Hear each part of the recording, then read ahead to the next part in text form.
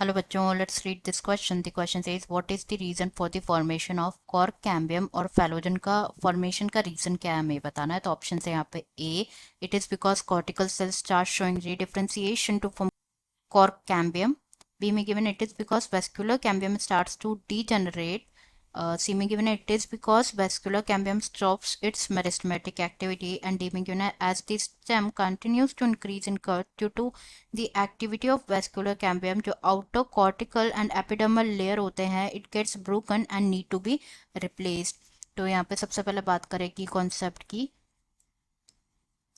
तो जो की कॉन्सेप्ट इस क्वेश्चन में यूज किया गया है that is cork cambium. Cork cambium, जिसे और क्या बोला जाता है, फैलोजन भी बोला जाता है. फैलोजन. तो यहाँ पे अगर हम बात करें फैलोजन के बारे में, तो फैलोजन जो है it's a layer, it's a couple of layers thick, जो कि बनी होती है of narrow thin walled and nearly rectangular cell से बनी होती है. नियरली रेक्टेंगुलर सेल से बनी होती है. जो फैलोजन है it cuts off the cells on both sides. तो जो आउटर सेल्स होते हैं, आउटर सेल्स, वो डिफ्रेंशिएट होते हैं इनटू कॉर्क और फैलम वाइल जो इनर सेल्स हैं, इनर सेल्स, वो डिफ्रेंशिएट होते हैं into secondary cortex of phelloderm.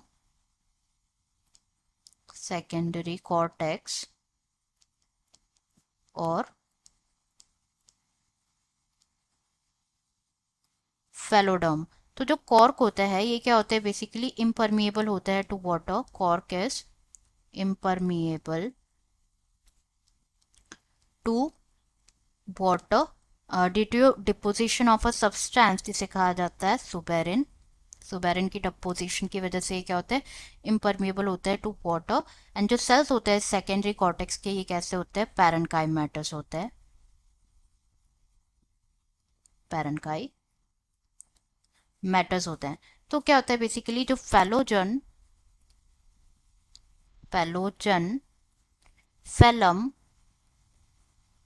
Phellem and phelloderm, ये कॉन्स्टिट्यूट, ये कलेक्टिवली क्या कहा जाता है, इनको पेरिडर्म कहा जाता है.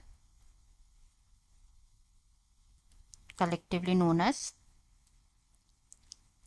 पेरिडर्म. अब हमसे यहाँ पे पूछा गया है कि कॉर्क कैम्बियम फॉर्म क्यों होती है, इसका रीजन क्या है, राइट. तो यहाँ पे क्या होता है बेसिकली, एज जो स्टेम जो है, एज स्टेम वो कंटिन्यू ग्रो करती है to increase in girth and due to the activity of vascular cambium, due to the activity of vascular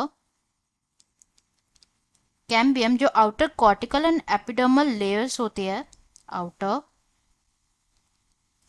cortical and epidermis layer,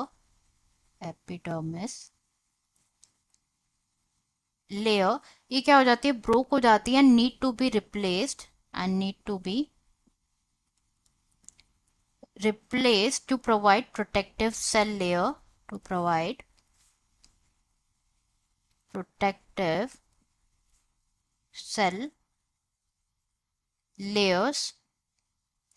Hence ये जल्दी क्या हो जाती है या रिप्लेस हो जाती है बाय अनदर मेरिस्टेमेटिक टिश्यू जिसे कहा जाता है कॉर्क कैम्बियम, और फैलोजन डेवलप होती है. अब जो हम ऑप्शंस चेक कर लेते हैं, फर्स्ट में गिवन है कि ये because of cortical cell start showing redifferentiation to form cork cambium, जो कि गलत है.